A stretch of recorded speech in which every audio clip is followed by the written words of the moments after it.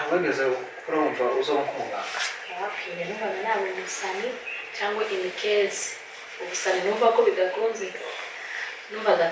numvaga tu nyine nzakiza iwacu n'akazi akariko kose uwo kwica kugira ngo wifaranga cyane nabo umusirikare ubona umurozi kugira ngo wifaranga cyane be turashize uwo umurozi kugira ngo wifaranga yego nese abarozi nabo bari bameze nguko tumeze rero umuntu uko ari kose hari ikintu wumva ukunze ukavuga hari n'igihe wakwicana kugira ngo kigere abarozi bacu ikibazo bagira baza bica ariko ntibagira ifaranga turi kumwe mu nzira mu bintu bitandukanye cyangwa nyine turi ahantu dushaka ngo njewe ndashaka kuja imbere wowe ushaka kunja imbere aho nakubwirisha nigera ariko ngira ngo numve ko vuga habaga n'amashari meza tubizi habishari byo kuvuga ngo Joyce uyu mwaka yarakoze neza ageze ku bintu byiza reka naje mbiharanire iryo shari ni byiza ibyo nibyo navugaga rero ukunda abasani siko mu ndirimbo z'isi zino zasekera ninde muhanzi ukunda hari hose mu Rwanda hariho hose mu Rwanda na Tanzania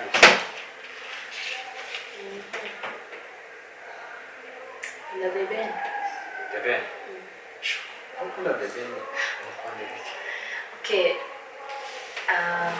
asohora indirimbo nziza mbese zimbaho muri make arasohora yego okay ahimba neza The Ben ndamukunda Narigiye koza ngo se muzore Courage reka The Ben wamuha icyo cyose The Ben ndamukunda wamuha icyo cyose yego nawe wamwiha yes ndagusuhuje mwifurije igitondo cyiza okay ndasa nabagoroje mwifurije umugoroba mwiza bivanye naho uherereye twebwe bacu turi ku manywa turashima Imana abantu ba Nairobi dusuhuje abanyarwanda dusuhuje abanyamurenge dusuhuje abanyamasisi abarundi abantu bumva ururimi tuvuga abakoze subscribe kuri Neza Life TV muri abantu b'agaciro muri abantu b'ingenzi muri abantu doza ibumoso ari ku mutima uyu munsi rero nkaba nasuye n'umwari umuntu w'abantu katumwakire atangira twibwira hanyuma dukomeze ikiganiro cyacu ndishimiye kwisanga banyita Joyce Mbabazi ndabona byinshi ku cumi na kane rero naje nanjye nyine kugira ngo tumenyane n'abandi ukoze intro mu ncamake abanyabyinshi bagiraga amazu menshi umunyabyinshi w'umuki sajya umugira mu cumi umukiga kangana sikakangana mu kagaciro hamwe na mugezi ndatakaje ndamugenda abanyamukangara nibo baziho n'abanyaminezi okay Joy turakwakiriye kuri Ineza Life TV kanisa nabo zavuga ngo wegere Imana mu rugo umugisha mwakoze cyane umeze neza utishimye ndishimye meze neza cyane wari Nari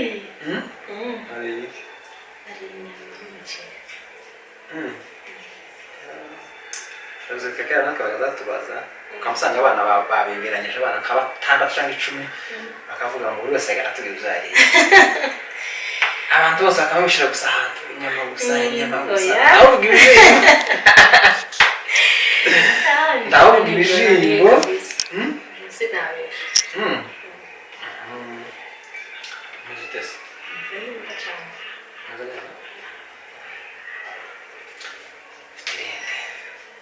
Gende ni jya cyangwa ni amavuta reka naza amavuta mbamo ni amavuta agezweho wapi umusatsi wawe nikaza kwira nk'abakuzariye mama ahubwo nzabimubaza n'itonzi nyoko yigeze kwigira imahanga shoke ko yabaye mu Basomali hano mu China baza bavuga ko nyine ariko abanyamurenge benshi bagira amarembo cyane iwacu haba cyane iwanyu haba mbese ni mwanya mwese okay twese ariko cyane papa arabwira mwinshi agira irende yego nabonye abambure benshi pe bagira amarende harimo nigeze kubona tazi ko umuntu nzi ngo umusomane makuru nabana kuri telefone ngo ndakubwira ngo mpagaza ahantu hari ugacoye umukobwa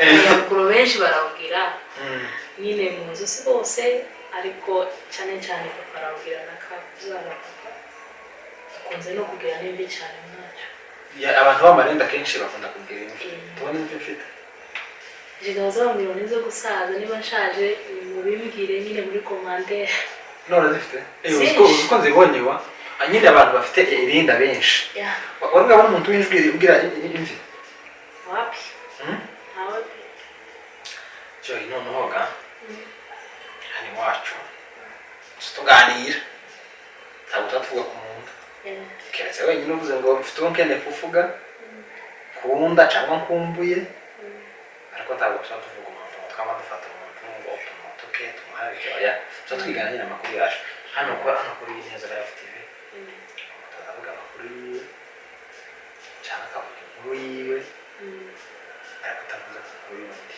kuko ntabwo byemewe usibye ko n'ubu nyine hari inama twakoze ushize batubwira ko inkuru utizeye neza uvuga ko bivuga birakeka ukabona kuyivuga nyine uvuga ko utanayihagazeho siko tutaratangira kuja kure nta bantu benshi tuzafite ubanza ukarabuze tukabona gutangira barahari pe kera batsaba utanu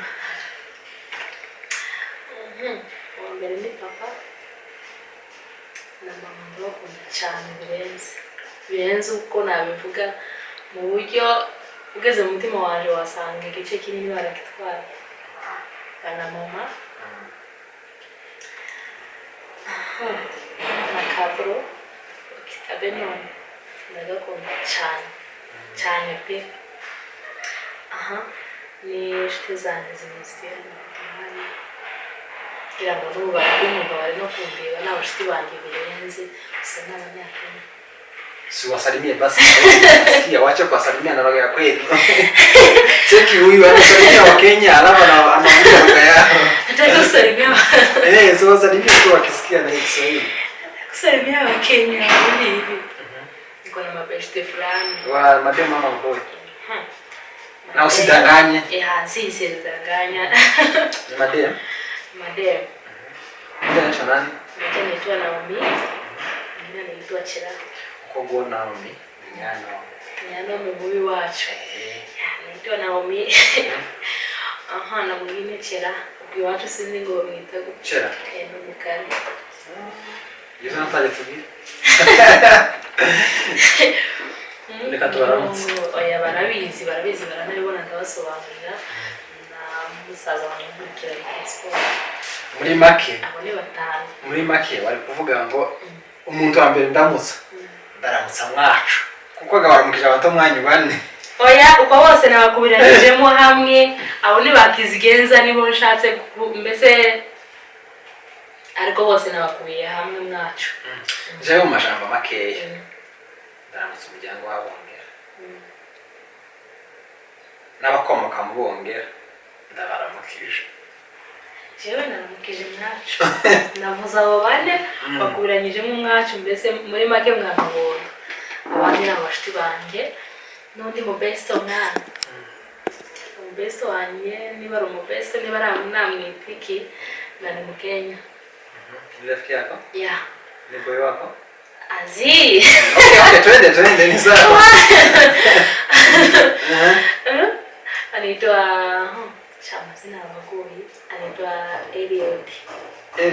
Eliud Kamande yeye ni jina wapi ni Mwembo okay ni rafiki yangu sana mbena sana Joy ukiri umwana nyine ntabavuze gushaka cyangwa gushaka yamyaka 8 kugera ku 12 wageza mu mvuzo zo mutemeza bite Joy muri iyo myaka okay nageza numva shaka kuzageza mu makuru shaka kuzakora ubuzima bwanjye nyine bukagera kure kagira icyo nagezaho mama ukumva nyine uzaba kiki numvaga naba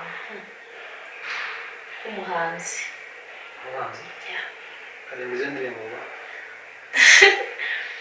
agakecuru kandi neza basani ni sawa bado gusa nyine numvaga nzaba umuhanzi cyane cyane ngunda basani. Unapenda wasanii? Okay. Wacha tusalimie msanii wa Kenya anaitwa Daniel Sanya. Si ndio? Yeah. Tumsalimie. Pia na yeye najua atawatch hii video. Atakuja comment hapo chini najua. Yeah. Si ndio? Ninampenda sana. Ngote. Urumva wakoze urumva ko indoto zawe kumusana. Arakumusabye wakoze ukunda. Arakumusabye. Awegeze kurumva uzo kumuganga. Wapiye numvaga nawe umusani cyangwa imikezi. Ubusani numva ko bidakunze. Numvaga nyine nzakizi wacu nakaza kari ko kose. Kari ko kose? Yeah. Ukwica bira ngo wifaranga. Cyane nabo musirikare. Ubona umurozo bira ngo wifaranga. Cyane be. Turashize. Uwo umurozi kugira ngo wifaranga. Yego. None abarozi nabo bari bameze nguko tumeze. Rero umuntu uko ari kose hari ikintu wumva ukunze ukavuga hari n'igihe wakwicana kugira ngo kigereho. Abarozi bacu ikibazo bagira baza bica ariko ntibagira ifaranga. Oya, jewe ntabwo nakwica umuntu w'abandi kuko. Bagwaye ifaranga mu nyinshi wonyije. Oya. Biterwa n'amafaranga rero kandi biterwa n'umuntu uwo ari we. Kandi uyambaye biba bitewe n'ikibazo bafitanye nawe. Akavuga ikibazo cy'icyaha se mukeneye ateka tuga amafaranga kandi umudukureho. Kutamukenera kwawe jewe simanzi byo mwapfuye nawe. Ubwo ikibazo mufitanye nawe jewe amafaranga wayampaye jewe karangiza ibyo. Ikibazo sinje kizaho. Ikibazo niwe nawe muziranye muzi byo mwapfuye. Ngewe wanishaka gukora ibyo ushaka. Yash. Tubonye mwicanyi umukobwa w'umunyamurenge.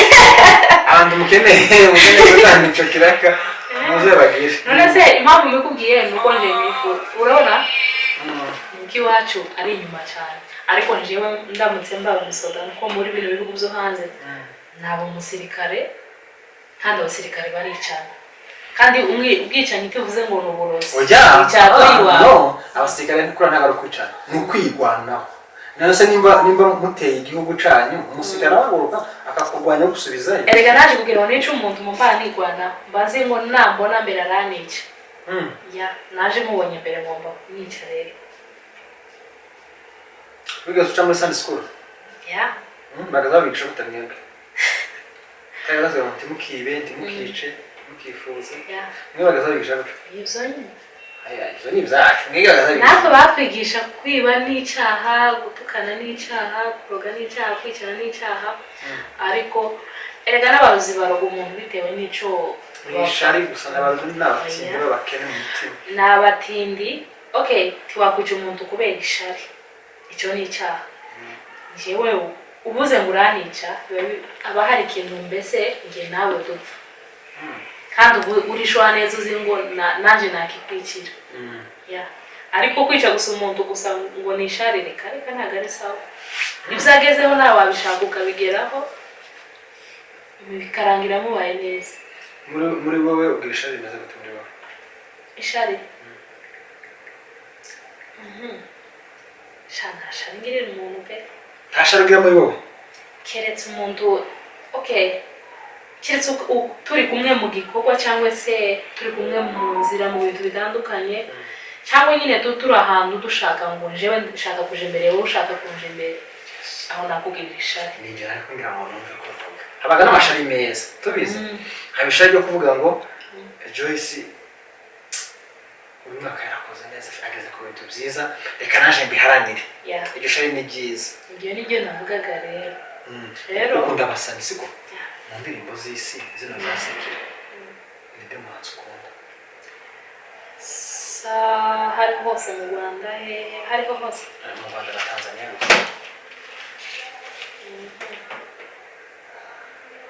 Na Deben. Deben. Ukunda Deben ukunda iki? Okay. Asohora indirimbo nziza mbese zinaho muri make. Arasohora. Ya. Arasohora. Yego. Okay, ahimba neza. Deben ndamukunda. narigiye kubaza ngo se muzore uraje reka reka The Ben wamuha icyo ari cyose ya The Ben ndamukunda wamuha icyo ari cyose yego nawe wamwiha oya nafite Pamela ntabwo bibaye nawe ngombwa ko nawe amukenera umwiha ugarura umwanya wa Pamela okay mukunda ku buhanzi ariko mu bijanye n'umwanya wa Pamela uko kera umwanya warakushitse umva Pamela yarawufashe ntabwo nawe nkiwushikiye oya habe n'abandi ntakibazo yamerekanye nawe namufata bakanya mufata namufata pe ukamubyarira nk'abana bangahe abo yashaka 10 pe na 20 Ben uko ntubaza ngo kino kiganiro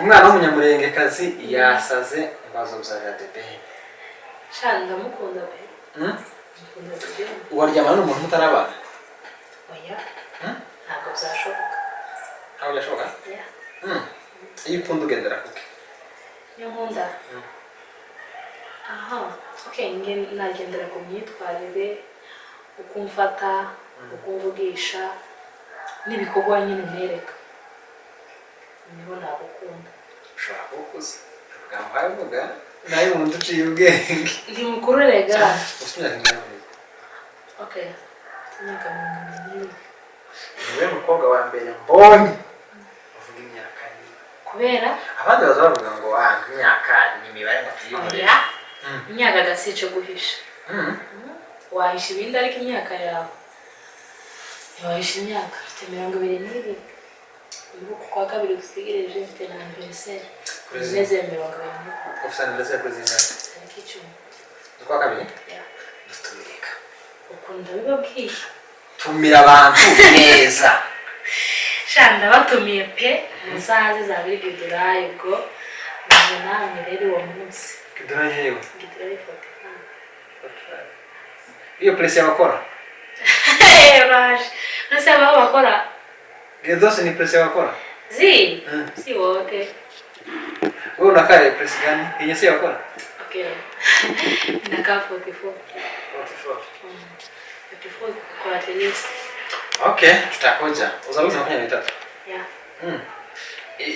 no mwaka arashizenga bitatu ya Vincent turimo ufite projet zibi washaka gutera imbere ubuhe buryo bwo okay Imana imifashijemo nagera imbere tu nagera kure bitewe n'inzozi zanje uyu mwaka wa 2025 nazagera kure ntabwo wigeze wandika uvuga ngo uyu mwaka nzagera kuri ibi n'ibi ibizaza tuyo nzazakira ariko mfite icyizere ko nzagera kure Nashije ntabwo wigeze upanga ngo iki ngiki nzakigeraho niyo kutanakigeraho ariko bakavuga ati iki ngiki ndakigwaye ngo mbe kigereho okay nzabigeraho kubera si ukuvuga ngo ni kimwe ni byinshi kandi si ubwoba uyu mwaka mbitekereje nabitekereje iminsi myinshi ariko uyu mwaka ndizera ko ariko bishobora kuzagira ku ntego aracyekoze ufite ya kimeze gute okay nge nifuza tu Imana inkoreye neza nk'uko mbishaka nifuza kuzagirira mama neza uyu mwaka ese mama wawe ari muri Congo na papa ya muri Congo agana Bukavu Imana ikomeze barinde cyane siko ikomeze barinde ikomeze bishimire ikomeze bashire mu mababa yayo kabisa tuganaga ku musozo siko Yesu sengera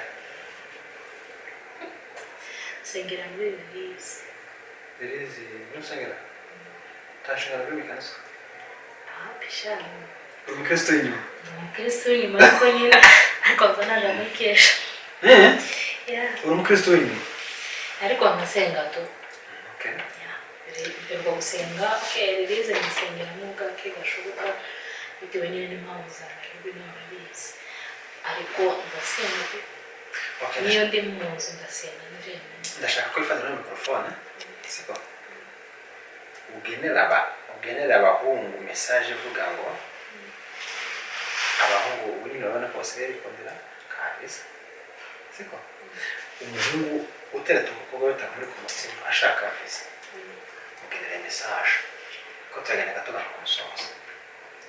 Okay, mbese atereta ari byo ashingiyeho ariko atari urukundo rumurimo.